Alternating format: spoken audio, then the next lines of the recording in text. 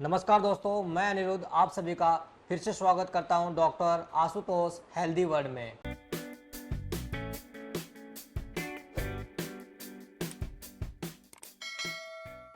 और आयुर्वेदिक उपचारों की अगली कड़ी में आज हम एक नई समस्या का समाधान लेकर आए हैं और हम आए हैं डॉक्टर आशुतोष जी के पास इस समस्या को लेकर। समस्या है पुरुषों में शुक्राणुओं की कमी। आज के समय में जैसा हमारा खान पान है, जैसा हमारा रहन सहन है, इस एनवायरनमेंट, इन सब की वजह से आज जो पुरुषों में लगभग समस्या उत्पन्न हो रही है वो हो रही है शुक्राणुओं की यानी कि स्पर्म्स की समस्या। और उसी समस्या के समाधान को जानने के लिए हम आए हैं डॉक्टर साहब के पास। सबसे पहले मैं डॉक्टर साहब का स्वागत करता हूं। नमस्कार डॉक्टर साहब। नमस्कार। तो डॉक्टर साहब, जैसा कि आज की कड़ी में हम चर्चा करने वाले हैं पुरुष शुक्राणुओं को लेकर। ये समस्या बहुत ही गंभीर समस्या है ये, जिससे कि इस समस्या से पुरुषों में प्रजनन क्षमता भी बहुत कम होती है। और 100% समाधान आयुर्वेद में क्या है, क्या इसके उपचार हैं और इसके क्या लक्षण हैं, वो सभी हम डॉक्टर साहब से जानेंगे। तो मैं स्वागत करता हूं और शुरुआत करता हूं डॉक्टर साहब से। डॉक्टर साहब, ये जो शुक्राणुओं की समस्या है इसका कारण क्या है? नमस्कार मित्रों, आज हम बात कर रहे हैं शुक्राणुओं की न्यूनता की। तो इसमें सबसे मेन बात है कि हमारा जो खान पान है वो दूषित होता जा रहा है। जो एक कीटनाशक छिड़के जा रहे हैं फसलों में, वो हमारे पेट में जा रहे हैं और उससे ये सब परेशानियां खड़ी हो रही हैं। बहुत सारी परेशानी होती हैं, उनमें एक ये भी परेशानी है कि हमारे शरीर में शुक्राणुओं की कमी हो जाती है। और सिर्फ ये हमारी समस्या नहीं है, पूरे वर्ल्ड की समस्या है इस समय। तो ये समझना होगा कि हमारा खान पान को कैसे शुद्ध करें। सबसे बड़ी बात है कि जो हम बाज़ार का खान पान, फास्ट फूड जिसे बोलते हैं, वो बड़ा दूषित हो गया है। पैसे के लालच में व्यापारी लोग, छोटे छोटे लोग तो क्या, बड़ी बड़ी कंपनियां तक भी दूषित आहार बनाने लगी हैं। सबसे मेन बात है कि मिर्च की जगह हरी मिर्च डाल रहे हैं, जो हमारी पेट की क्रिया को बिगाड़ती है। फिर खटाई की जगह साइट्रिक एसिड डाल रहे हैं, मीठे की जगह सैक्रिन डाल रहे हैं। इस तरह सब खराब खराब द्रव्य जो स्वास्थ्य के लिए हानिकारक हैं, ऐसे द्रव्य डाल रहे हैं। तो उसके कारण ये सब समस्याएं पैदा हो रही है हमारे शरीर में। तो हमें सबसे पहले, चीज़ें खराब नहीं है, लेकिन सबसे बड़ी बात है कि वो शुद्ध चीज़ें हों। जब हम करें, भोजन करें, वो शुद्ध तरीके से अपने घर पे बनाएं और घर पे खाएं। सब चीज़ खाएं, कोई प्रॉब्लम नहीं है, लेकिन वो शुद्ध तरीके से। खटाई खाएं तो इमली की खटाई, नींबू की खटाई, ये जो इनमें विटामिन सी भी होता है और भी पाचक भी होती हैं, वो खा सकते हैं। लेकिन जो साइट्रिक एसिड खा रहे हैं वो हानिकारक होगा। जो मीठे में सैक्रिन खा रहे हैं तो वो हानिकारक होगा। तो इन सब से हमें बचना चाहिए। और कीटनाशक भी बहुत ज़्यादा शरीर में जा रहे हैं, तो सब मिलके शुक्राणुओं के ऊपर भी प्रभाव डाल रहे हैं और शरीर पे भी विभिन्न तरह के रोग पैदा कर रहे हैं। बहुत अच्छा डॉक्टर साहब। तो आपने बताया कि शुक्राणुओं की कमी किस वजह से हो रही है, लेकिन डॉक्टर साहब कमी तो आपने हमें बता दी है, इसका कोई एक 100% आयुर्वेद के अंदर कोई उपचार भी है क्या, या इसको जड़ से ख़त्म किया जा सकता है?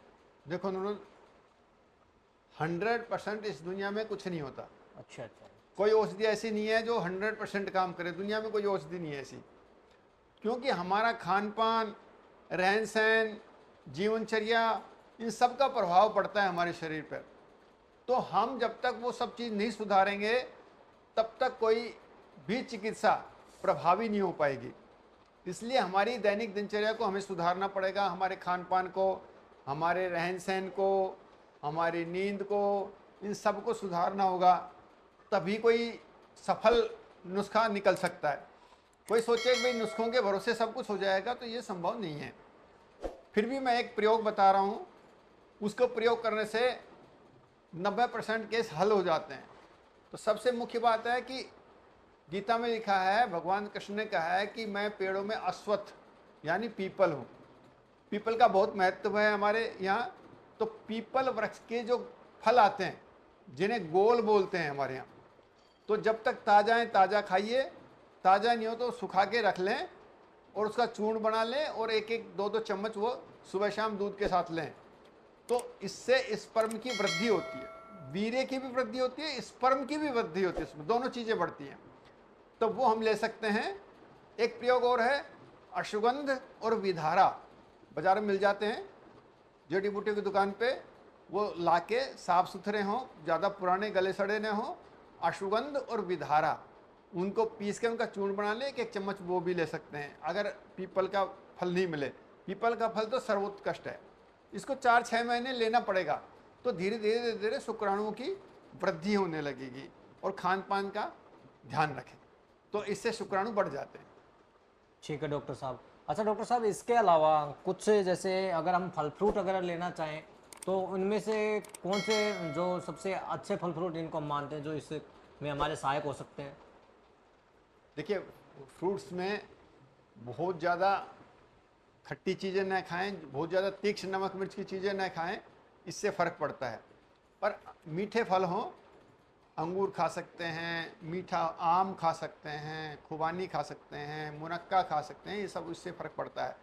हमारे शरीर में जब प्रक्रिया एसिडिक होती है, बहुत ज़्यादा खटाई बढ़ जाती है शरीर के अंदर, तो खून में भी एसिड बढ़ जाता है। यूरिन की जांच करवाएंगे तो इसमें एसिड बढ़ जाता है, सारे शरीर में एसिड बढ़ने लगता है। तो फिर ये तरह तरह के रोग होने लगते हैं। और उसमें शुक्राणु की कमी भी एक रोग होता है, उससे भी ये रोग होता है। तो मीठे फल खाएं, जो ज़्यादा चटपटी चीज़ें ना खाएं, उससे दिक्कत होती है। अच्छा डॉक्टर साहब, ये ड्राई फ्रूट्स का क्या रोल रहता है इसमें? ड्राई फ्रूट्स वगैरह कई जैसे डॉक्टर हम यूट्यूब पर भी देखते हैं कि बहुत जगह पे ये बोला जाता है कि आप जितने ज़्यादा हो सकते हैं ड्राई फ्रूट्स खाइए, या फिर जैसे आप अंकुरित अनाज होता है वो आप यूज में लीजिए। तो इनका भी कुछ अहम योगदान है क्या? देखो, अंकुरित अनाज है, तो जब अंकुरित करते हैं किसी चीज़ को तो उसमें विटामिन ई पैदा हो जाता है, ऐसा वैज्ञानिकों का मत है, जो आधुनिक वैज्ञानिक है उनका। हम तो पहले से ही मानते हैं कि जो अंकुरण हुआ है उससे हमारे शरीर में भी अंकुरण होगा, क्योंकि वो अंकुरित हुआ है तो हमारे शरीर में भी अंकुरण पैदा होगा, तो स्पर्म बढ़ेंगे उसमें।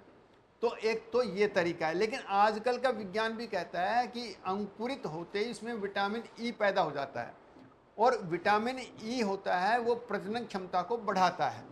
तो अंकुरित अन्न खाने चाहिए, हमें कोई दिक्कत नहीं है। बिल्कुल डॉक्टर साहब। हमें जो तेलीय चीज़ें हैं, जो जैसे बादाम है, अखरोट है, काजू है, जो ऑयल जिनमें होता है, उनको डायरेक्ट खाएंगे तो पचने में थोड़े भारी होते हैं।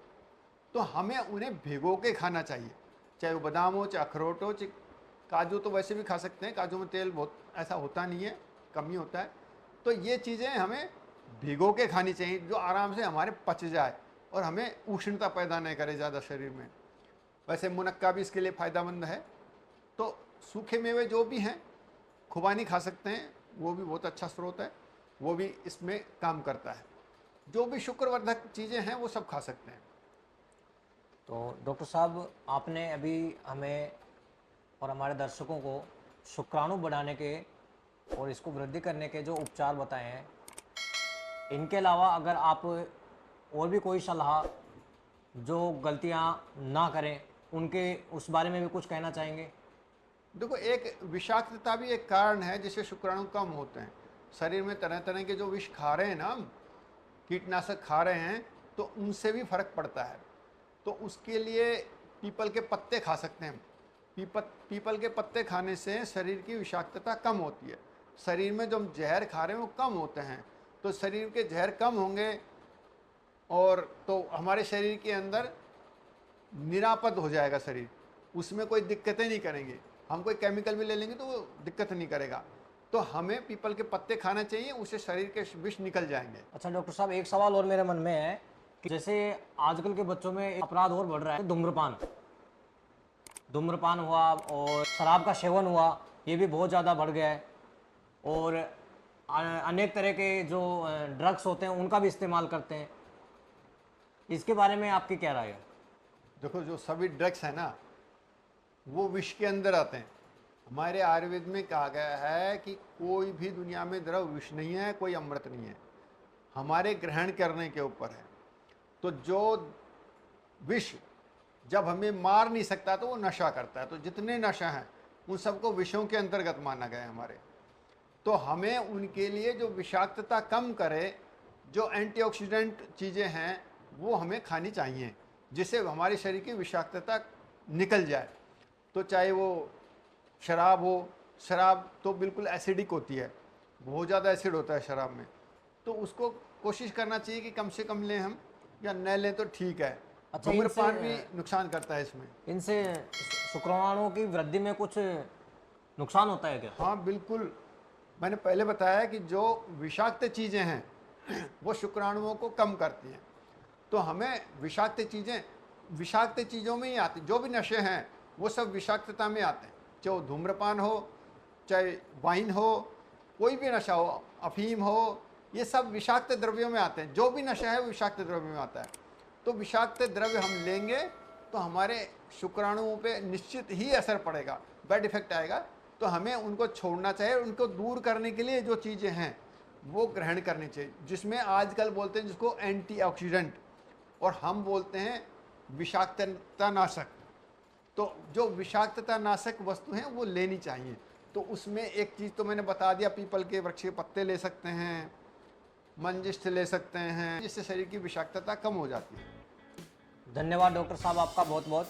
और जैसा कि डॉक्टर साहब ने आज हमें शुक्राणुओं की वृद्धि के बारे में बताया है, आशा करता हूँ आपको ये नुस्खा बहुत पसंद आया होगा।